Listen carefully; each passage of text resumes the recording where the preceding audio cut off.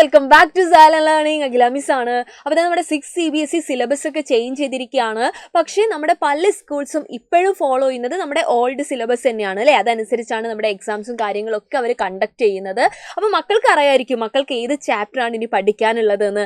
ആ ചാപ്റ്ററിൻ്റെ പേര് മക്കൾ ഡെഫിനറ്റ്ലി എന്ത് ചെയ്യുക, ഒന്ന് കമൻറ്റ് ചെയ്യുക. അപ്പോൾ നമുക്ക് നമ്മുടെ സൈലത്തിൻ്റെ ക്ലാസ്സുകൾ, നമ്മുടെ ലൈവ് ക്ലാസ്സുകളാണെങ്കിലും അതുപോലെ നമ്മുടെ റെക്കോർഡഡ് വീഡിയോസ് ആണെങ്കിലും ഒക്കെ എന്ത് ചെയ്യാം, നിങ്ങൾ പറയുന്ന ചാപ്റ്റർ അനുസരിച്ച് നമുക്ക് പ്രൊവൈഡ് ചെയ്യാനായിട്ട് പറ്റും. അപ്പോൾ കെമിസ്ട്രിയുടെ കാര്യത്തിൽ മക്കൾ എന്താ ചെയ്യേണ്ടത്, ഈ വീഡിയോയുടെ താഴെ നിങ്ങൾക്ക് പഠിക്കാനുള്ള ചാപ്റ്റർ, നിങ്ങൾക്ക് ഈ നെക്സ്റ്റ് ഏത് ചാപ്റ്ററാണ് ക്ലാസ്സുകൾ വേണ്ടത് എന്നുള്ളത് ഒന്ന് കമൻറ്റ് ചെയ്യുക. ചാപ്റ്ററിൻ്റെ പേര് മാത്രം മതി. അത് ഓൾഡ് സിലബസ് ആണെങ്കിലും ശരി, ന്യൂ സിലബസ് ആണെങ്കിലും ശരി, ഇവിടെ പ്രശ്നമല്ല. ആ ചാപ്റ്ററിൻ്റെ പേര് മക്കളൊന്ന് കമൻറ്റ് ചെയ്യുക. ആ ചാപ്റ്റർ നമുക്ക് എന്ത് ചെയ്യാം, അടുത്ത ക്ലാസ്സുകളിലായിട്ട് നമുക്ക് ഡിസ്കസ് ചെയ്യാനായിട്ട് പറ്റും. സോ ഇന്നത്തെ വീഡിയോയിൽ മിസ് പറയാൻ പോകുന്നത് നമ്മുടെ sorting materials in to groups എന്ന് പറയുന്ന നമ്മുടെ കെമിസ്ട്രിയിലെ ഒരു അടിപൊളി ചാപ്റ്റർ ആണ് അല്ലേ. അതിനകത്തുള്ള കുറച്ച് 10ഓളം ക്വസ്റ്റ്യനും ആൻസറും ആണ്. നമുക്കറിയാം നമ്മുടെ എക്സാമില്, നമ്മുടെ എക്സാം പാറ്റേൺ നോക്കുകയാണെങ്കിൽ, ക്വസ്റ്റ്യൻസിന്റെ പാറ്റേൺ നോക്കുകയാണെങ്കിൽ നമ്മുടെ MCQs എന്ന് പറഞ്ഞു കഴിഞ്ഞാൽ വളരെ ഇമ്പോർട്ടൻ്റ് ആണ് അല്ലേ. അപ്പോൾ ഇന്ന് നമ്മൾ ഡിസ്കസ് ചെയ്യാൻ പോകുന്നതൊക്കെ എന്താണ്, MCQs ആണ്. സോ നമുക്ക് ഫസ്റ്റ് ക്വസ്റ്റ്യൻ നോക്കാം. എന്താണ് നമ്മുടെ first question? Which of the following material is transparent? നമുക്കറിയാം നമ്മൾ ഈ ചാപ്റ്ററിൽ ട്രാൻസ്പെറൻസിനെ പറ്റി പഠിച്ചിട്ടുണ്ട്. Transparent object, translucent object and opaque object അല്ലേ. നമ്മൾ ക്ലിയർ ആയിട്ട് വിത്ത് എക്സാമ്പിൾസ് പഠിച്ചിട്ടുണ്ട്. അപ്പോൾ ഇവിടെ തന്നിട്ടുള്ള ഓപ്ഷൻസ് നോക്കിക്കഴിഞ്ഞാൽ സ്റ്റെയിൻലെസ് സ്റ്റീൽ ഉണ്ട്, ഗ്ലാസ് ടംബ്ലർ ഉണ്ട്, മിറർ ഉണ്ട്, പ്ലാസ്റ്റിക് ബോട്ടിൽ ഉണ്ട്. സോ നമ്മുടെ കറക്റ്റ് ആൻസർ എന്ന് പറയുന്നത് ഗ്ലാസ് ടംബ്ലർ ആണ്. കാരണം ഒരു ട്രാൻസ്പെറൻറ്റ് ഒബ്ജക്റ്റിന്റെ പ്രത്യേകത എന്താണ്? Yes, through which we can see അല്ലേ. നമുക്ക് ക്ലിയർ ആയിട്ട് അതിലൂടെ എന്ത് ചെയ്യാൻ പറ്റും, ആ തിങ്സ്, വസ്തുക്കളെ നമുക്ക് കാണാൻ പറ്റും. അതിൻ്റെ അപ്പുറത്തുള്ള വസ്തുക്കൾ. ഇപ്പോൾ ഇതാ ഇവിടെ ഒരു ട്രാൻസ്പെറൻറ്റ് ഒബ്ജക്റ്റ്, എൻ്റെ മുമ്പിൽ ഒരു ട്രാൻസ്പെറൻറ്റ് ഒബ്ജക്റ്റ് ഉണ്ടെങ്കിൽ അതിൻ്റെ അപ്പുറത്തുള്ള വസ്തുക്കളെ, അപ്പുറത്തുള്ള ഒബ്ജക്റ്റിനെ വരെ എനിക്ക് ഇവിടെ നിന്ന് എന്ത് ചെയ്യാൻ പറ്റും, ക്ലിയർ ആയിട്ട് ആ ഒരു ഒബ്ജക്റ്റിലൂടെ, ട്രാൻസ്പെറൻറ്റ് ഒബ്ജക്റ്റിലൂടെ എനിക്ക് കാണാൻ പറ്റും. അങ്ങനെയുള്ള ഒബ്ജക്റ്റിനെയാണ് നമ്മൾ ട്രാൻസ്പെറൻറ്റ് ഒബ്ജക്റ്റ് എന്ന് പറയുന്നത്. സോ അതിൻ്റെ എക്സാമ്പിൾ എന്ന് പറയുന്നത് ഇവിടെ തന്നിട്ടുള്ളതിൽ ഗ്ലാസ് ടംബ്ലർ ആണ്. നമുക്കറിയാം ഒരു സ്റ്റീൽ പ്ലേറ്റ്, ഒരു സ്റ്റെയിൻലെസ് സ്റ്റീൽ പ്ലേറ്റ് എൻ്റെ മുമ്പിൽ വെച്ച് കഴിഞ്ഞാൽ അതിൻ്റെ അപ്പുറത്തുള്ള ഒബ്ജക്റ്റിനെ എനിക്ക് കാണാൻ പറ്റില്ല അല്ലേ. കാരണം അത് എന്തല്ല, അത് ട്രാൻസ്പെറൻറ്റ് ഒബ്ജക്റ്റ് അല്ല. അതുപോലെ ഞാൻ മിറർ വെച്ച് കഴിഞ്ഞാൽ ഞാൻ എന്നെ തന്നെയാണ് കാണുന്നത്, അല്ലാതെ അതിന് അപ്പുറത്തുള്ള ഒബ്ജക്റ്റിനെ എനിക്ക് കാണാൻ പറ്റില്ല. പ്ലാസ്റ്റിക് ബോട്ടിലിൻ്റെ കാര്യം പറയുകയാണെങ്കിലും എല്ലാ പ്ലാസ്റ്റിക് ബോട്ടിൽസും എന്തല്ല, ട്രാൻസ്പെറൻറ്റ് അല്ല. സോ ഈ തന്നിട്ടുള്ളതിൽ ഏറ്റവും ബെസ്റ്റ് ആയിട്ടുള്ള, അങ്ങനെ ഓപ്ഷൻസ് വരുന്ന സമയത്ത് ഏറ്റവും ബെസ്റ്റ് ആയിട്ടുള്ള ആളെയാണ് നമ്മൾ ചൂസ് ചെയ്യേണ്ടത്. സോ നമ്മുടെ ആൻസർ എന്ന് പറയുന്നത് ഗ്ലാസ് ടംബ്ലർ ആണ്. ത്രൂ വിച്ച് നമുക്ക് എന്ത് ചെയ്യാൻ പറ്റും, യെസ്, ഒബ്ജക്ട്സിനെ കൃത്യമായിട്ട് ക്ലിയർ ആയിട്ട് നമുക്ക് കാണാൻ പറ്റും. അതായത് അതൊരു ട്രാൻസ്പെറൻറ്റ് ഒബ്ജക്റ്റ് ആണ്. യെസ്, നെക്സ്റ്റ് ക്വസ്റ്റ്യൻ എന്താ നോക്കാം നമുക്ക്. From the given options choose the one that does not belong to the group. അതായത് ഈ തന്നിട്ടുള്ളതിൽ ഓഡ് വൺ ആരാന്നാ ചോദിച്ചത് അല്ലേ, കൂട്ടത്തിൽ പെടാത്തത് ആരാന്നാണ് ചോദിച്ചിട്ടുള്ളത്. യെസ്, ആ ഗ്രൂപ്പിൽ ആരൊക്കെയുണ്ട്? മിൽക്ക്, ഹണി, ഓയിൽ, ഇങ്ക് അല്ലേ. Milk, honey, oil, ink. അപ്പോൾ ഒന്ന് ആലോചിക്കുക, നമ്മൾ പഠിച്ചിട്ടുണ്ട് വാട്ടർ സോലുബിൾ ആൻഡ് ഇൻസോലുബിൾ സബ്സ്റ്റൻസിനെ പറ്റി. അപ്പോൾ ഈ തന്നിട്ടുള്ളതിൽ നമ്മുടെ ഓയിൽ മാത്രമാണ് എന്ത്, വാട്ടർ ഇൻസോലുബിൾ, വാട്ടറിൽ അത് ഡിസോൾവ് ആവത്തില്ല അല്ലേ. ബാക്കി മിൽക്ക് ആണെങ്കിലും ഹണി ആണെങ്കിലും നമ്മുടെ ഇങ്ക് ആണെങ്കിലും എന്താണ്, വാട്ടറിൽ സോലുബിൾ ആണ്. അപ്പോൾ ആ രീതിയിൽ ക്രൈറ്റീരിയ വെച്ചിട്ട് നമുക്ക് എന്ത് ചെയ്യാം, സോലുബിലിറ്റി യൂസ് ചെയ്തിട്ട് നമുക്ക് എന്ത് ചെയ്യാം, നമ്മുടെ ഓയിലിനെ നമുക്ക് ഇതിനകത്തുനിന്ന് ചൂസ് ചെയ്തെടുക്കാം അല്ലേ. നെക്സ്റ്റ് എന്താണ്, the liquid that dissolve in one another are called അല്ലേ. രണ്ട് ലിക്വിഡ്സ് ഉണ്ട്, ആ ലിക്വിഡ്സ് എന്ത് ചെയ്യുന്നു, തമ്മിൽ ഡിസോൾവ് ആവുന്നുണ്ടെങ്കിൽ അങ്ങനെയുള്ള ലിക്വിഡ്സിനെ നമ്മൾ എന്താണ് വിളിക്കുക? Immiscible, miscible, insoluble, none of the above. അപ്പൊ നമുക്കറിയാം അവരാരായിരിക്കും, അവര് മിസിബിൾ ലിക്വിഡ്സ് ആയിരിക്കും അല്ലെ. മിസിബിൾ ലിക്വിഡ്സിന്റെ പ്രത്യേകത എന്താണ്, ഒരു ലിക്വിഡ് നമ്മൾ എടുത്തു, വേറൊരു ലിക്വിഡ് നമ്മൾ എന്ത് ചെയ്യാണ്, അതിലേക്ക് മിക്സ് ചെയ്ത് കഴിഞ്ഞാൽ നമുക്കിങ്ങനെ സെപ്പറേറ്റ് ആയിട്ടുള്ള ലെയേഴ്സിനെ ഒന്നും അവിടെ കാണാൻ പറ്റില്ല. ആ രണ്ട് ലിക്വിഡ്സും തമ്മിൽ നല്ല അടിപൊളിയായിട്ട് എന്ത് ചെയ്തിട്ടുണ്ടാവും, മിക്സ് ആയിട്ടുണ്ടാവും, തമ്മിൽ ഡിസോൾവ് ആയിട്ടുണ്ടാവും. ഓക്കെ, അപ്പം നമുക്ക് സെപ്പറേറ്റ് ആയിട്ട് ഈ ലിക്വിഡ്സിനെ പിന്നെ നമുക്ക് കാണാൻ പറ്റില്ല. അപ്പം അങ്ങനെയുള്ള ലിക്വിഡ്സിനെ, അങ്ങനെ ഡിസോൾവ് ആവുന്ന, തമ്മിൽ ഡിസോൾവ് ആവുന്ന ലിക്വിഡ്സിനെയാണ് നമ്മൾ എന്ത് വിളിക്കുന്നത്, മിസിബിൾ ലിക്വിഡ്സ് എന്ന് നമ്മൾ വിളിക്കുന്നത്. ഓക്കെ, അപ്പം നമ്മുടെ ആൻസർ നമ്മൾ ചൂസ് ചെയ്തു അല്ലേ. നെക്സ്റ്റ് എന്താണ്, which of the following is completely soluble in water. ഈ തന്നിട്ടുള്ളതിൽ കംപ്ലീറ്റ് ആയിട്ട് വാട്ടറിൽ സോലുബിൾ ആയിട്ടുള്ളത് ആരാന്നാണ് ചോദിച്ചിട്ടുള്ളത്. കംപ്ലീറ്റ് എന്ന് പറഞ്ഞിട്ടുണ്ട് അല്ലേ. Chalk powder, tea leaves, sawdust and sugar.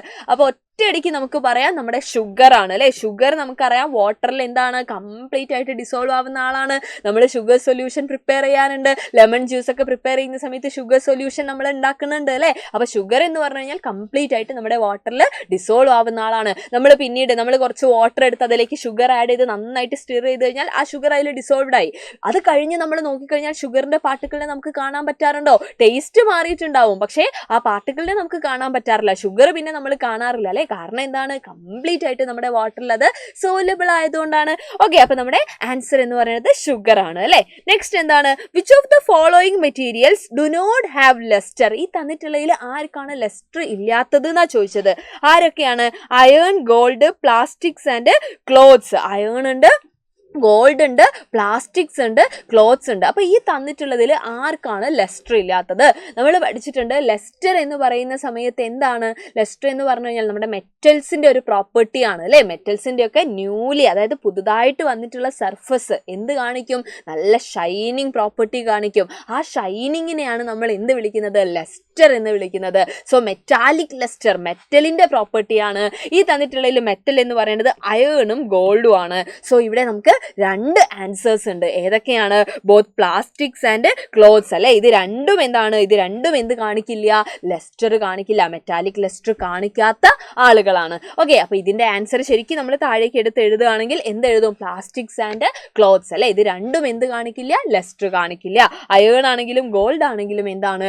Metallic metals ആണ്. സോ മെറ്റാലിക് ലെസ്റ്റർ അതിന്റെ പ്രോപ്പർട്ടി ആണ്. അതുകൊണ്ടാണ് ഈ ഗോൾഡ് ഒക്കെ നമ്മൾ എന്താണ് നമ്മൾ ഓർണമെന്റ്സിനൊക്കെ യൂസ് ചെയ്യുന്നുണ്ട് അല്ലെ. ആ ഷൈനിങ് പ്രോപ്പർട്ടി കൊണ്ടാണ്. അയേണിന്റെ കാര്യമാണെങ്കിലും ആ ഫ്രഷ് ആയിട്ടുള്ള നമ്മളിപ്പോൾ എന്താണ് വലിയ കോൺട്രാക്ട് അങ്ങനത്തെ പണിക്കൊക്കെ യൂസ് ചെയ്യുന്ന സമയത്ത് അയേണിന്റെ വലിയ കമ്പികളൊക്കെ മുറിച്ചു കഴിഞ്ഞാൽ അതിന്റെ സർഫസിന് നല്ല എന്താണ് ഷൈനിങ് കാണാൻ പറ്റും. അതെന്താണ്? ലെസ്റ്റർ ആണ് അല്ലെ. മെറ്റാലിക് ലെസ്റ്റർ ആണ്. ഓക്കെ, അപ്പൊ മെറ്റൽസിന്റെ പ്രോപ്പർട്ടിയാണ് നമ്മുടെ ലെസ്റ്റർ, മെറ്റാലിക് ലെസ്റ്റർ എന്ന് പറയുന്നത്.